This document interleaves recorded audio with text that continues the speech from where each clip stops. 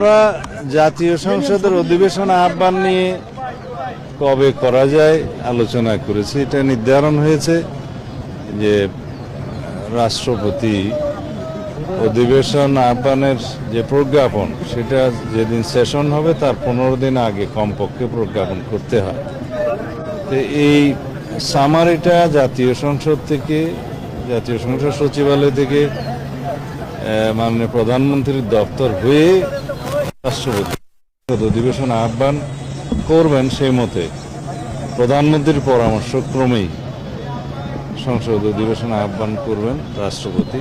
সেটা নির্ধারণ হয়েছে 12 তারিখে মার্চের সংসদ অধিবেশন আহ্বান করা হবে এবং সেই অধিবেশনে কি কি কর্মসূচি থাকবে, সেই অধিবেশনে স্পিকার, ডেপুটি স্পিকার নির্বাচিত হবে এবং ইন্টারিম গভর্নমেন্টের আমলে যে সমস্ত অধ্যাদেশ প্রণয়ন করা হয়েছে সেগুলো উপস্থাপন করা হবে, সুপ্রস্তাব হবে প্রথামাফিক এবং রাষ্ট্রপতির ভাষণ হবে।